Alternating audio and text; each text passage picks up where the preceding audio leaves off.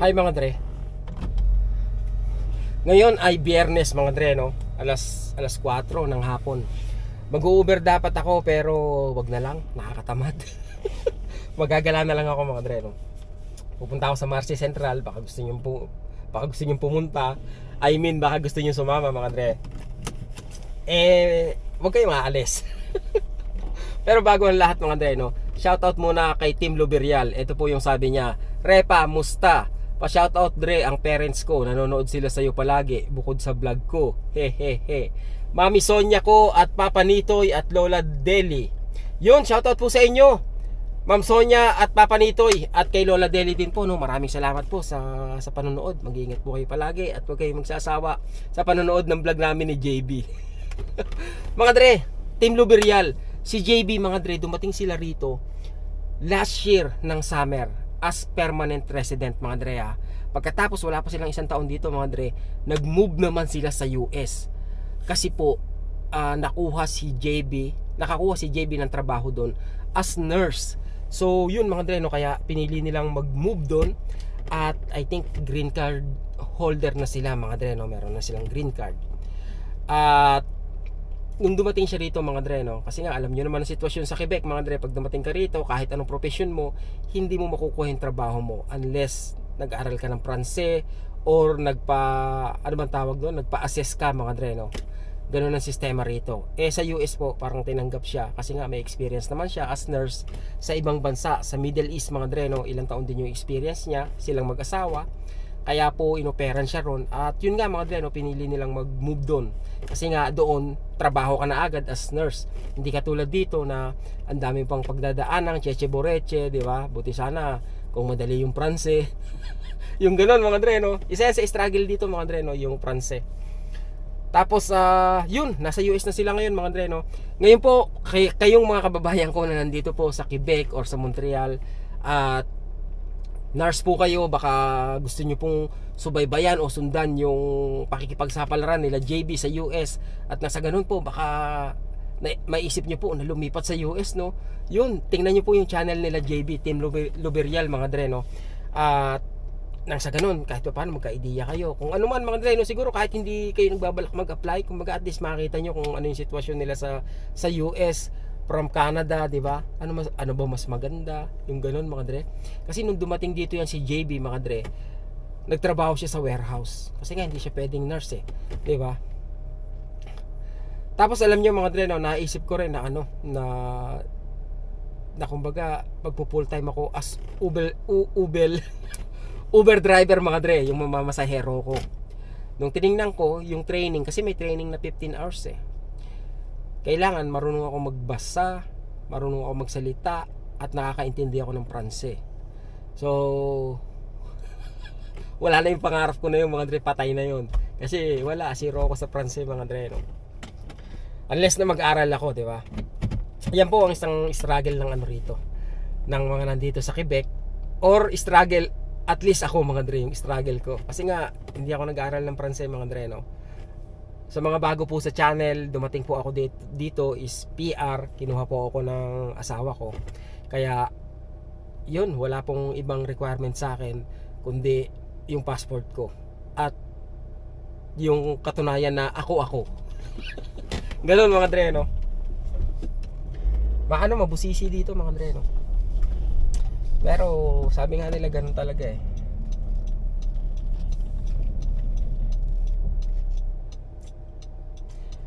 Dati may bumisita sa amin dito mga Dre, no, galing sa San Francisco sa USA mga Dre, no.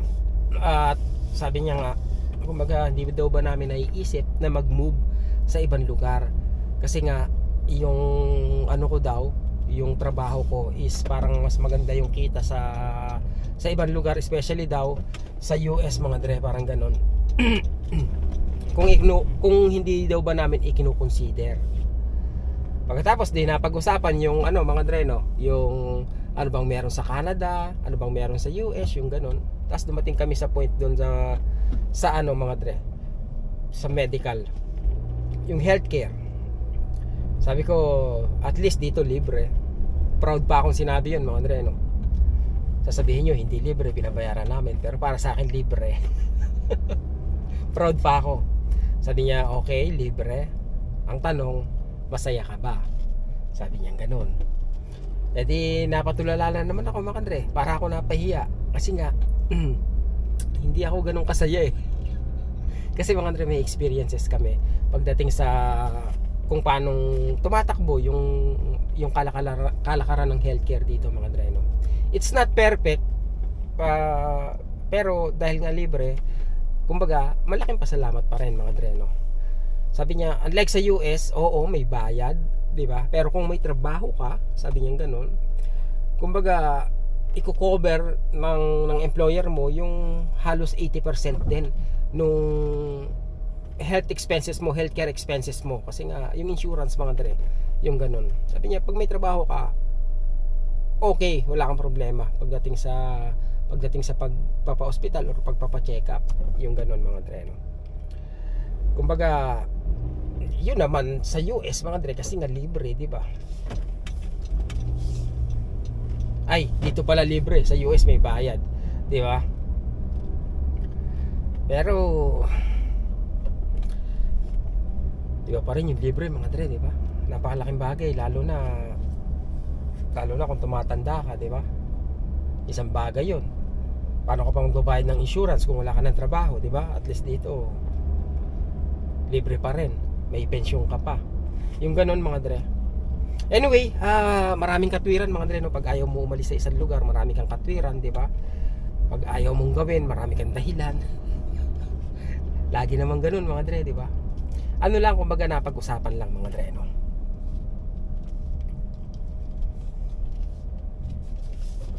At pupunta tayo sa Marseille Central mga Andre, tapos may titingnan ako sa ano eh. May titingnan ako sa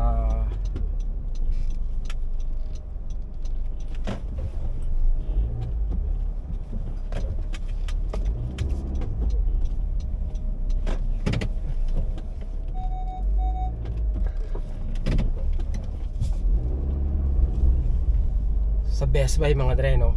Baka gusto nyo magala sa Best Buy, eh sasama ko na kayo mga Andre, no? Yun ang gagawin natin ngayon. Wala tayong importanteng gagawin kundi magala. Biyernes ngayon mga Andre, no? Ulit-ulitin ko. O nga pala mga Andre, napanood ko si Indianong Bisdak mga Andre, no? Ano siya, kumbaga nasa Toronto siya mga Andre, no? At kumbaga out of status na siya mga Andre, no? Nabanggit niya na kumbaga 5 years na siya doon sa pinagtatrabahuhan niya. Pagkatapos kumbaga mga Andre, no, ang kailangan niya is lamia mga Andre, no? Mabigyan siya ng lamia ng employer niya para ma-renew o maging mag-stay pa siya sa Canada mga Andre, no? Makapag-apply siya ng work permit. Pero hindi siya binigyan ng lamia ng employer niya. To think mga Andre, na 5 taon na siya nagtatrabaho doon, 'di ba? Indianong Bisdak mga Andre, estudyante din siya dati, parang nakagraduate na siya. Tapos nagkaroon yata siya ng medyo struggle sa pag-a-apply ng PR mga Andre, kasi nga yung pabago-bagong point system sa Toronto mga Andre, no? Kaya nga sabi niya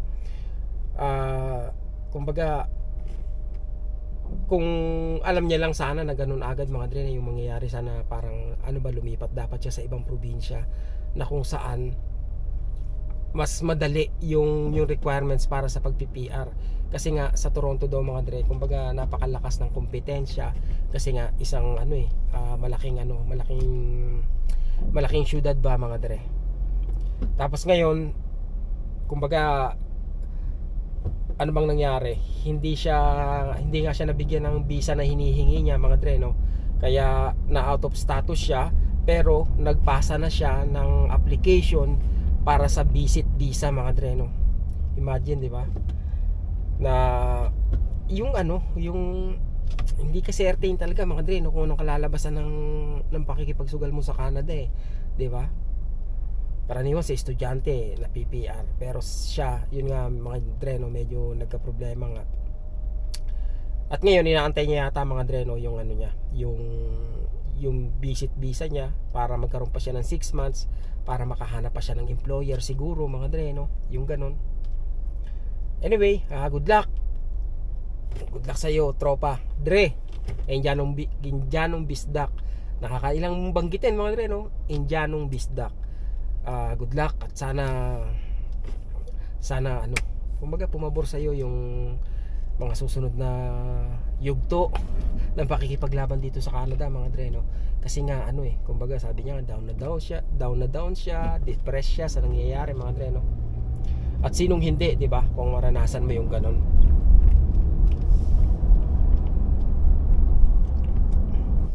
Mga Dre, may nagtanong dito si Ma'am Angelica Kasakop. Sabi niya, "Hello Dre. Ha ha ha. Pwede penging advice po. Saan po maganda bumili ng car? At ano po mga advice nyo? Mag 1 month pa lang ako dito sa Quebec City. Brand new car or second hand? Sa kasa o sa tao? Tsaka pwede po ba ang license ko? Kasi January 2023 lang po ako nagka-license sa UAE. Salamat Dre." Sa lisensya po muna, no? Yung lisensya po, ang rules po nila dito, kumbaga dapat po nakaka 1 year mo nang hawak yung lisensya mo. Kung pumunta ka rito, pwede ka pong straight na mag-driving exam, mag road test, tsaka mag knowledge test. Knowledge test una bago yung road test. Ngayon, kung less than 1 year pa lang po yung lisensya nyo, kailangan nyo pong mag-aral ng 1 taon o mahigit. At ang tuition fee po ay nasa $1,000 na po ngayon. Pero pwede nyo pong gamitin yung lisensya nyo for 6 months I think dito po sa Quebec. After nun dapat po na kayo, sumangguni na kayo sa SAAQ. Ngayon yung tanong nyo naman po, brand new car o second hand? Mahirap sagutin mga Dre, no? Pero share ko po yung experience ko. Bago ko po nakuha tong sasakyan na to, kumbaga pumunta kami sa dealership, buo po yung desisyon ko na ang kukunin ko RAV4 brand new. Kasi po, kumbaga ayokong mag-isip. Kumbaga gusto ko pag kinuha ko yung sasakyan, ang iisipin ko lang is kung paano babayaran. Ayokong isipin na baka biglang may masira dahil nga dun sa hindi magandang paggamit ng previous owner kung second hand po yung kukunin ko. Yun po yung naisip ko, no. Pagkatapos, dumating nga po kami sa dealership. Tapos sinabi ko kung ano yung gusto ko. Sinabi nila na okay, magandang sasakyan yon, binola pa ako. Pero wala po kaming stock ngayon, so sold out po. Kumbaga mag-aantay ka ng 3 months bago dumating yung sasakyan, sabing ganun sa akin. Hindi pa sigurado, pero kung gusto nyo may second hand kami, tingnan nyo. So tumingin kami ng second hand at pinakita niya sa akin to. At nagustuhan ko tong sasakyan mga Dre dahil sa trim na to. Ito yan, ang ganda ng trim na yan mga Dre, no. Diyan ako na in love Kaya kinuha ko to mga Dre. Ito yung kinuha ko. Pagkatapos mga Dre, bago ko kinuha to, may pinapakita siya sa aking mga second hand. Noong mga panahon na yon mga Dre, ang presyo ng second hand na sasakyan na may mababang odometer ay halos kasing halaga lang ng brand new. Ganito, kumbaga 2023 ngayon mga Dre, yung tinitingnan ko is 2022 model na merong odometer na 40,000. Okay? Tapos ang diferensya ng presyo niya kaysa doon sa 2023 model na zero ay nasa $100 lang mahigit mga Dre. Ganun ka sobrang siraulo yung presyo ng sasakyan ngayon na second hand mga Dre, no? Tapos ngayon hindi ko lang alam kung magkano yung market ng second hand na sasakyan mga Dre, no? Pero parang mahal pa rin. Kaya tingnan nyo po, especially kung ang hinahabol yung second hand is yung medyo mababa pa yung odometer. Kasi po paano ba? Yung tanong na sa kasa o sa tao, ganito po, no. Yung isang kasama po namin dito, bumili ng sasakyan sa kasa. Kumuha sa kasa ng sasakyan mga Dre, no. O sa dealership. I think 2013 na Nissan Rogue. Kinuha niya yung sasakyan 2019. Yung model year is 2013. Wala pang 1 taon sa kanya yung sasakyan mga Dre, nasira yung alternator. So yun, pinagawa niya. Ang point ko lang po, kumbaga hindi rin po sigurado, no, kung yung makukuha niyo yung sasakyan is kumbaga kumbaga hindi pa agad masisira kahit sa tao o sa dealership man, especially kung yung sasakyan po is nasa ano na, kumbaga may mileage na, lalo pa po kung medyo malaki na yung mileage ng sasakyan. Ayun po yung iniwasan ko, kaya hanggat maaari sana hindi ako kukuha ng second hand, kasi nga bukod sa pagbabayad sana gusto ko lang mag-drive di ba? Kumbaga yung sira tsaka na ba dumating after tapos na ako magbayad sa sasakyan. Yung ganoon sana yung gusto kong mangyari mga dre, no? Kaya ang gusto ko talaga brand new. Pero dahil nga ayaw namin mag-antay ng sasakyan at wala silang stock, kinuha na namin to mga dre, no? May mileage to dati na parang magkano ba? Ay ilan ba? 65? Ngayon 80,000 pa lang siya mga dre, no? 65 o 66,000 yung mileage niya dati mga dre, no? Kumbaga kung ang pagbabasihan po yung year model, let's say kukuha kayong second hand, year model 2020 ano na ngayon, 2024. Kung kukuha kayo ng 2023 o 2022 tapos low mileage, asahanan nyo po ng presyo niyan hindi po lalayo sa presyo ng brand new. Kaya ang pinaka smart na kunin is yung brand new na lang mga dre. Kung let's say ang differential lang is 1,000, 2,000, di ba? Yun nga lang, yung pag kumuha ka ng brand new, baka mag-aantay ka. Yun ang isang bagay dito mga dre, no? Parang hotcake dito ang ang sasakyan. Ang bihira, kailangan mong mag-antay bago maluto mga dre, no? Minsan nga yun, no? Inaabot ng ng 3 buwan. Si Joby mga dre, parating na sasakyan yan. Ibablog natin yan pag dumating yung sasakyan niya. Kumuha siya ng Subaru. Ang tagal na mga dre, no? Ngayon pa lang yata i-release ngayong August mga dre, no? Ewan ko kung ilang buwan inantay niya, pero matagal na mga dre, no? Sabi ko, pambira, ganun pala yun, na nasusold out din ang sasakyan. By the way, yung kinuha pala ni Jobing sasakyan mga dre, no? 2024 na model Subaru. Ganun dito mga dre, sabi ko, pambira. Ganun din ba sa Pilipinas mga dre? Kumbaga nagkakaubusan ng sasakyan. O dahil sa pandemic talaga, no? Ang galing din ang ginawa nila kaya dahil dyan ang mahal ng mga second hand car ngayon mga dre, no?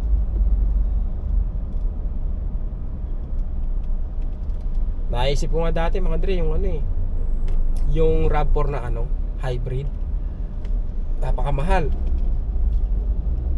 60, magkano ba 64,000? O hindi naman, no? Pero mahal, maganda rin, no? Mahal siya. Kaya lang hinahabol ko kasi yung makukuha mo sa government na na 13,000, kasi pag electric car yung sasakyan mo, may makukuha ka sa government Kumbaga malaking bagay din, parang discount din yung mga dre, di ba? So wala na tayo. Doon kay ma'am, ma'am, kayo po makakapag-decide niya kung gusto niya ng brand new o second hand, di ba? Kung may budget, why not? Kung kaya naman yung brand new, di ba? At least wala kang alalahanin. Lalo na kung ang diferensya ng presyo nung kukunin yung second hand is kakapiraso lang, di ba? Unless na ang kunin yung second hand is low mileage na medyo matanda na yung model. Let's say mga 3 years old or 5 years old na yung year model.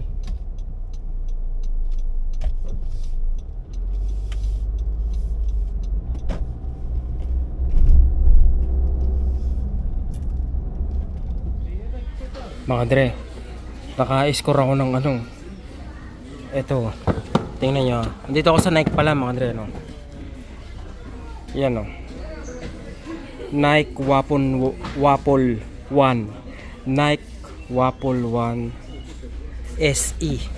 Alam nyo ba kung magkano mga dre? Hindi ko alam kung mura na to $49, $50 mga dre, plus tax. Hindi na siguro masama, no? Ito ang pasok sa budget mga dre, kaya ito kukunin natin. Parang ito yung pinakamura Tinitingnan ko kasi yung pinakamura mga dre. Pag nakita ko kung anong pinakamurang presyo, tsaka ako titingnan yung style nya. Ganun ako tumingin ng sapatos mga dre, no? Ito nakita ko yung presyo 50, tingnan ko nga to. Ito yung mga dre, di ba? So kukunin ko na to mga dre, no? Walang box pero pwede na. Baka malapit lang kayo dito mga dre, meron pa sila oh. Size 9 dalawa tsaka isang 9.5. Pares na sapatos. Dito ako sa Marcy Central sa Nike mga dre no.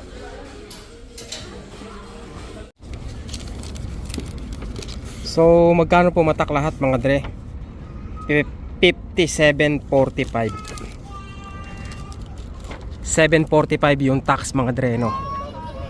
Lagay ko muna to sa sasakyan bago ako magpatuloy sa aking paghahanap ng naka-sale. Pero saan ba ako nagpark? Rubicon. Palatandaan ko yung Rubicon. Yun o.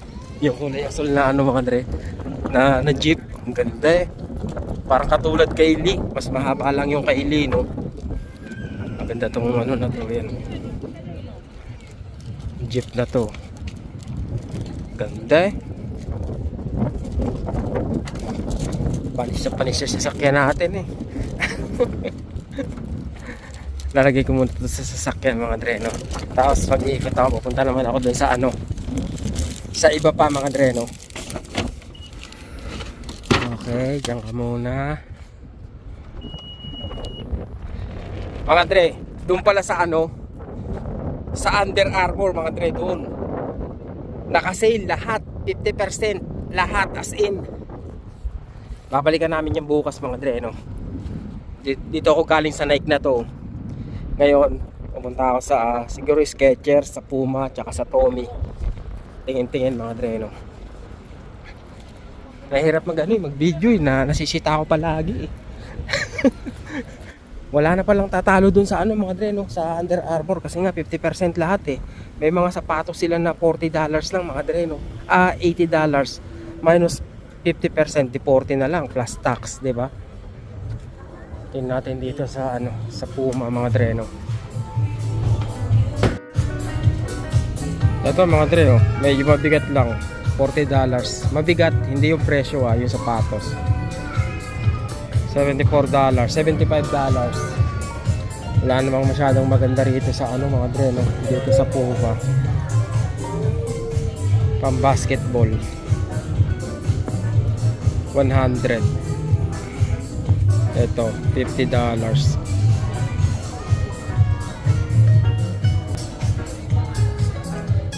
$18 ang t-shirt nila. Dating ano to, dating ano, 32. $32 nga, 18 na lang.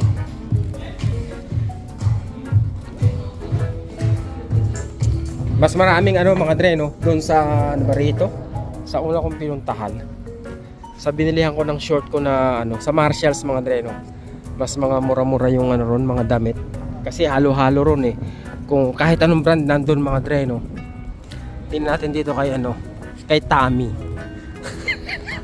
Hindi ka talaga marunong magbasa. O nga pala yung Nike no. Nike pala yung Nike. Sabi, Nike please. Sa Tommy tayo, Tommy. Ayoko na mga dre. Tama na yung sapatos. Wala akong ano yung makasundo sa mga t-shirt mga dre no. Pinaka parang mura na mga dre. Talagang dun sa ano, sa Under Armour. Kasi nga 50% lahat eh. Tsaka dito sa Marshalls mga dre no. Kasi may mga tagpi $15 tsaka $17 na t-shirt. Ganun na kamahal yung t-shirt mga dre no. May nakita pala akong $13. Kaya lang hindi mo kilala yun mga dre no. Kailangan nyo pang ano eh, magkaroon ng getting to know each other eh. Walang tatak yung t-shirt mga dre no. Pero mahal naman pag ano. Meron sa Calvin Klein, dalawa $60 mga dre no. Hindi lang ako nakapag-video ron eh. Pero sa Under Armour pwede na mga dre. Punta na lang ako sa ano, tawag dito, dito sa Best Buy mga dre no. Let's see. Presyo ng mga camera.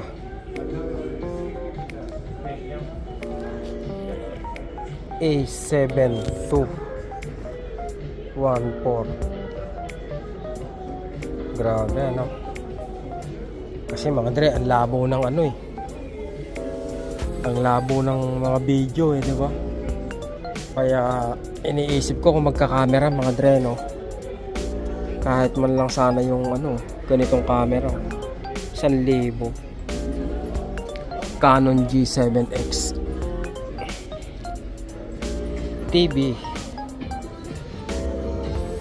335 43 inches 613 55 inches. Yung isa 463 50 inches. Gusto mo? Ang dahil ko resibo mga dre, no? 2875 plus 1870 1898.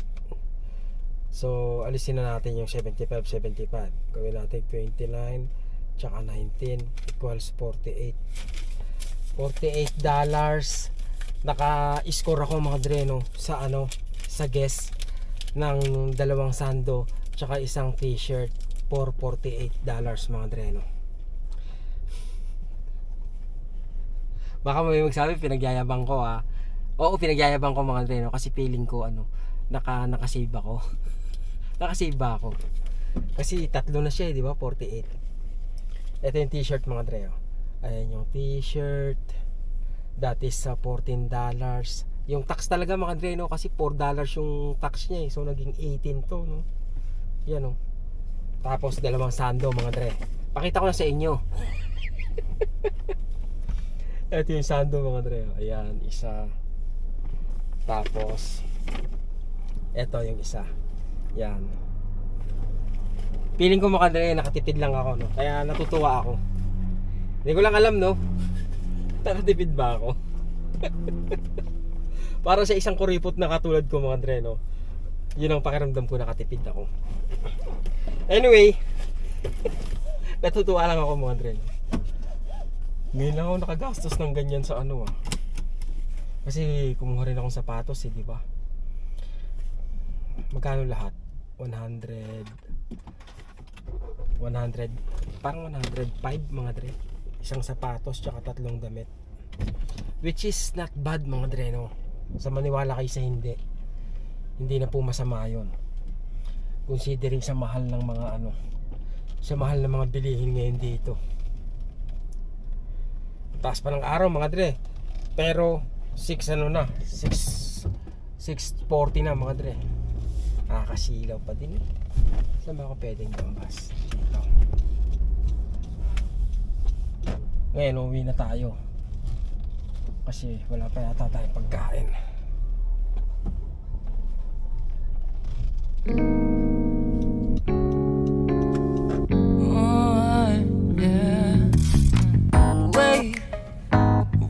Start the day yet. Wow, ganda ng mga ulap na naman mga dre, no? Nakakabighani. Even if we run late.